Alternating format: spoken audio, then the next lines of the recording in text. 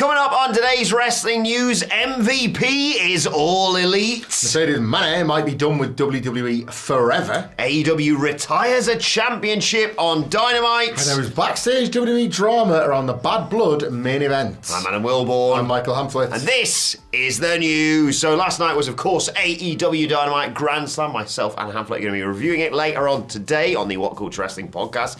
And, of course, Simon Miller will be bringing you ups and downs later on today. But one of the big stories from that show, I want to get a couple of them actually, but MVP is All Elite. Yeah. A load of speculation around this over the last few weeks, of course. Fightful Select all over this, talking about the Hurt Syndicate potentially coming in, and maybe this is the first step of it, because MVP interrupted Prince Nana as he was in the midst of giving us an update on what's going on with Swerve Strickland and yelling, "Whose house?" Indeed.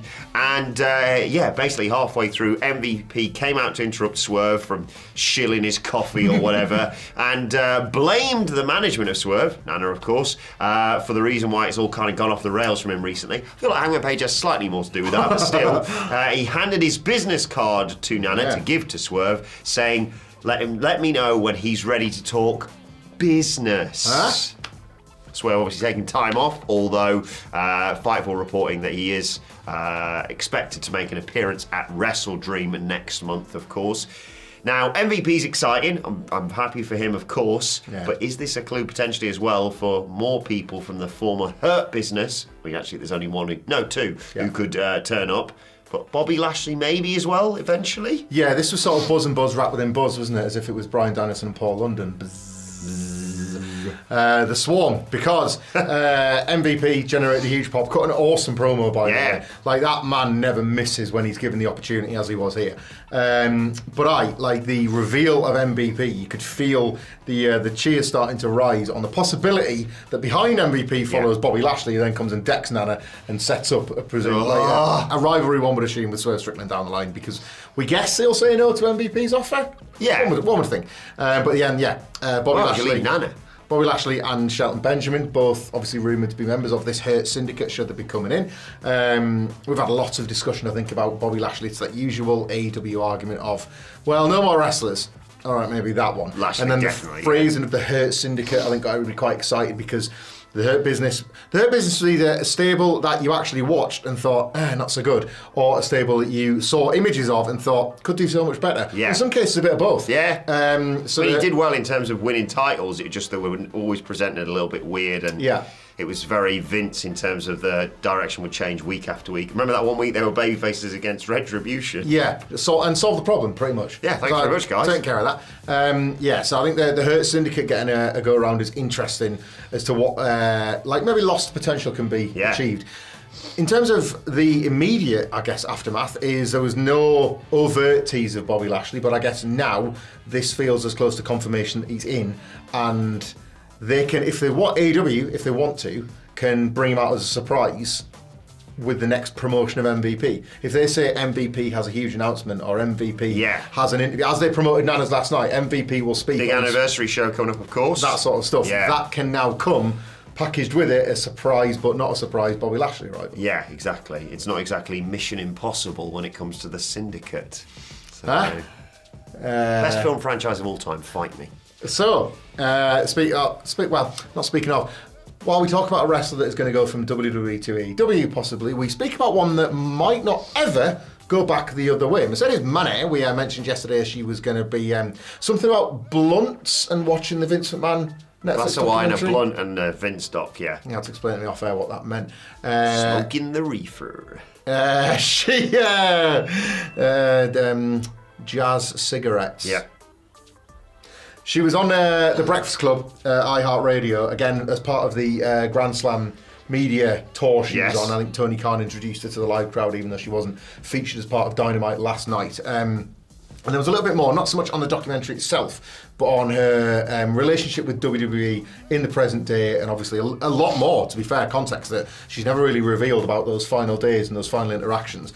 But the biggest takeaway from the interview was in relation to her current status within AEW. She said, after the way AEW has treated me, I don't know.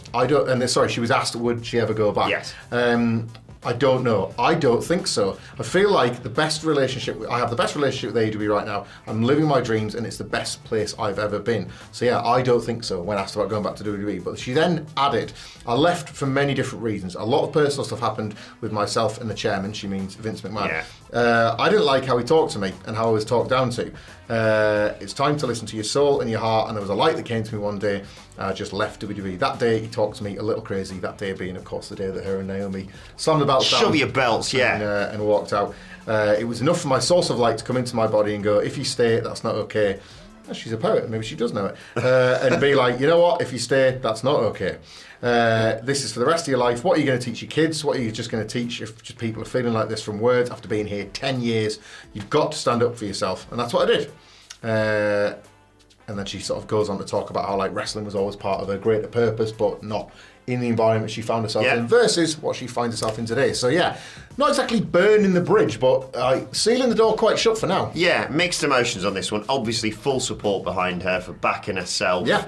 And obviously she's having a great time in AEW, and she was horribly mistreated on her way out of the company.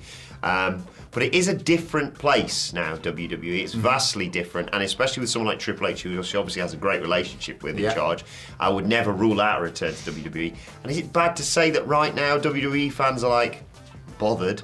Like, she's not exactly lit the world on fire since going to AEW, has she? Like, she's drawn a lot of attention, but she's had one good match with Willow. It's not been a great run. But obviously she is extremely content with her space within AEW. And I'm sure she's very happy, like you say, and they're letting her do everything that she wants to, so I can understand why she's happy. But I don't think WWE right now are like, oh no. No, the division would absolutely benefit from someone like her being back in it.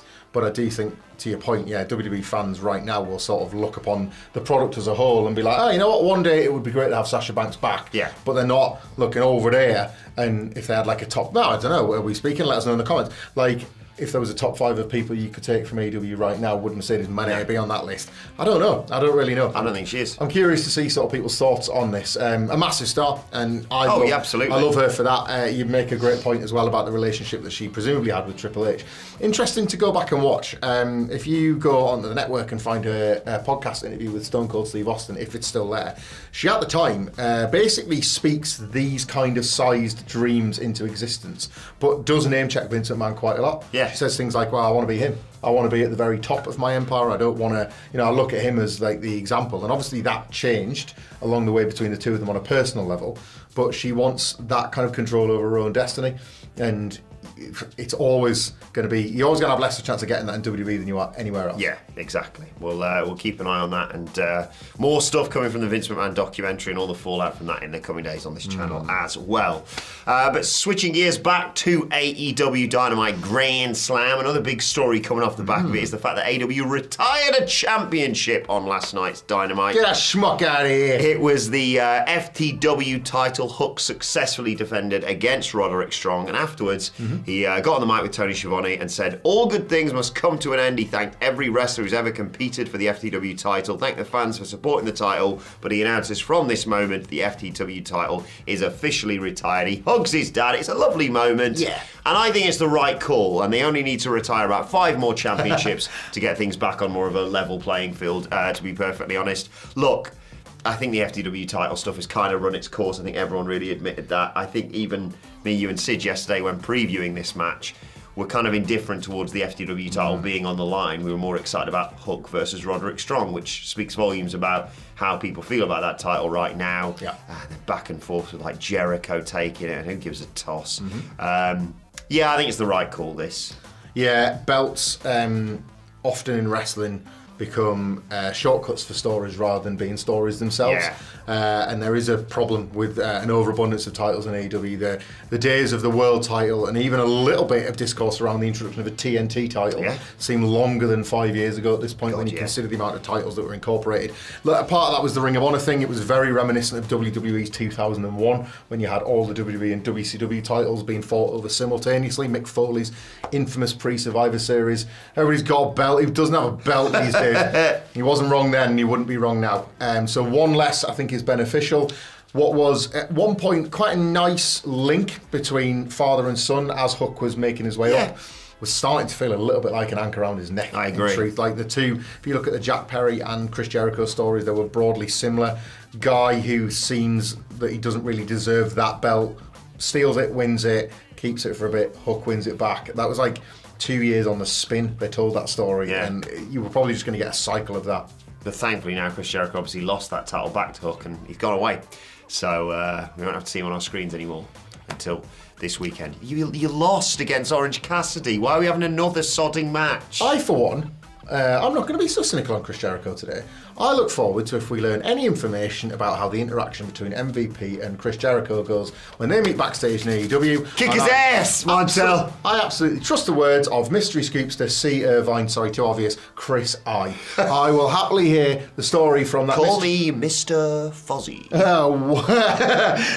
Y2I?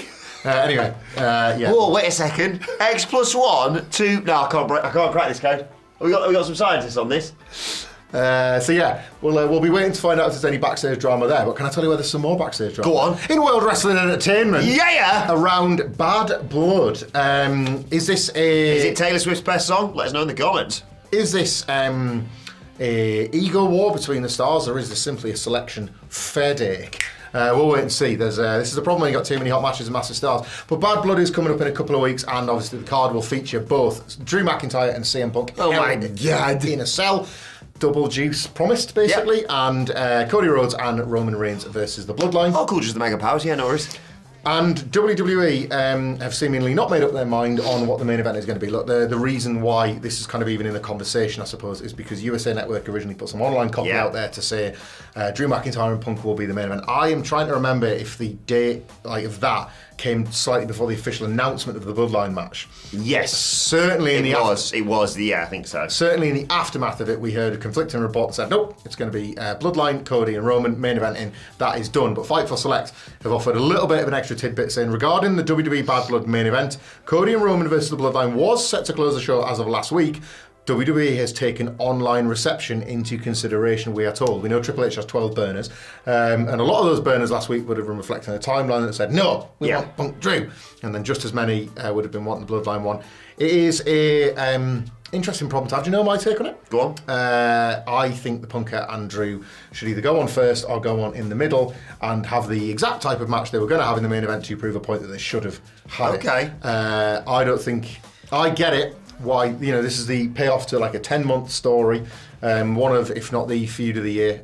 Disagree about that in the comments below. But I honestly think the type of matches and the tone of matches are going to be so different that you could honestly put that Drew Punk match in, have it like they will want to wrestle to steal the show from underneath the big bombastic drama of a Bloodline main event that, let's be honest, could be pretty boring for 10 minutes before it becomes absolutely the most electrifying stuff you've ever seen in your life. Money in the Bank. The last 5, I think it doesn't work as well when you flip that. Like if you put that Bloodline stuff on early, I think it kind of inadvertently undermines what you did by putting Cody and Roman in a stadium with 100 million cars and all that. Like I almost think that has to be in the main event. Yeah, I suppose. As if it's its own in-universe stage, while the blood and the of Drew and Punk can live. It still stains the ring afterwards. Maybe can live anywhere. I'd quite like the Hell in a Cell match to main event, if I'm perfectly honest. And I think look at us. We're like different reps of WWE. Yeah. But Triple H watches this video. Well, what do I do? Yeah, exactly. It's I think Cody Roman,